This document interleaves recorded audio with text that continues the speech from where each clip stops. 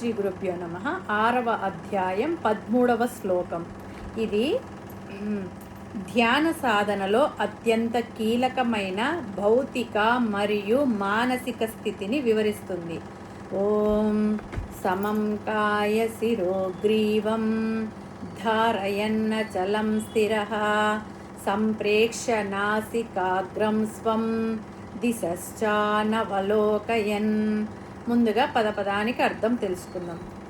సమం కాయ అంటే శరీరాన్ని నిటారుగా, శిరోగ్రీవం శిర అంటే తల, గ్రీవం అంటే మెడ, ధారయన్ అంటే ధరించి నిలిపి ఉంచి, అచలం కదలిక లేకుండా, స్థిరః స్థిరంగా, సంప్రేక్ష్య దృష్టిని నిలిపి, నాసికాగ్రం ముక్కు కొసను, స్వం తన యొక్క, దిశశ్చ దిక్కులను కూడా, అనవలోకయన్ చూడకుండా.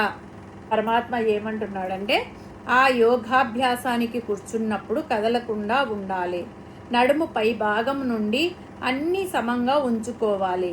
కాయ శిరోగ్రీవం, కాయం అంటే శరీరం యొక్క మధ్య భాగము, శిరః అంటే శిరస్సు, గ్రీవం అంటే మెడ. ఈ మూడు సమానమైన రేఖలో ఉండాలి, సరళ రేఖలో ఈ మూడు ఉండాలి. ధారయన్ అచలం స్థిరః అలా ఉంచి కదలకుండా స్థిరంగా ఉంచాలి.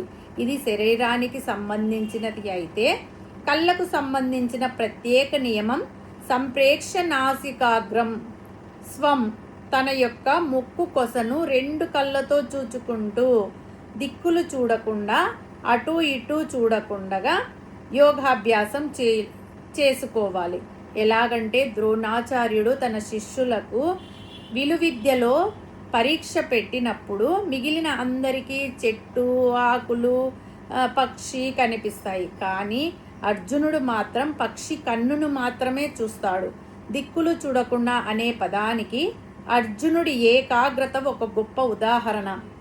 లక్ష్యంపై దృష్టి ఉన్నవాడికి చుట్టూ ఉన్న ప్రపంచం కనిపించదు. యోగపరంగా చెప్పాలంటే ధ్యానంలో కుండలిని శక్తి మేలుకొని సుషుమ్నా నాడి ద్వారా సహస్రారం వరకు వెళుతుంది. దానికి అనువుగా శరీరం నిటారుగా ఉండాలి. అప్పుడే సాధనకు అపూర్వమైన శక్తి, అనుభూతులు కలుగుతాయి. అందుకే అచలం స్థిరః అనే పదం వాడారు. కదలకుండా స్థిరంగా ఉండాలి అని. ఏ శబ్దం విన్నా లేవకూడదు. సాధన పూర్తి అయ్యేదాకా ఎటువంటి కదలిక ఉండకూడదు. ఎటు చూడాలి అంటే దృష్టిని ముక్కు కొసన నొసటి దగ్గర నిలపాలి. పూర్తిగా కళ్ళు మూసుకుంటే నిద్ర వస్తుంది కాబట్టి అర్ధ నిమీలిత నేత్రాలతో అంటే సగం మూసి సగము తెరిచిన కళ్ళతో నొసటి భాగంలో చూపు నిలపాలి. అప్పుడు చూపు, మనస్సు నిశ్చలంగా ఉంటాయి. ఈ శ్లోకంలో పరమాత్మ సంప్రేక్ష అన్నాడు అంటే నిశ్చలమైన చూపు అని అర్థం.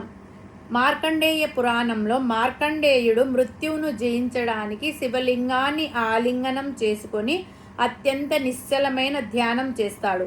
బాహ్య ప్రపంచంతో సంబంధం తెంచుకొని లోపల ఉన్న శివతత్వాన్ని దర్శిస్తాడు.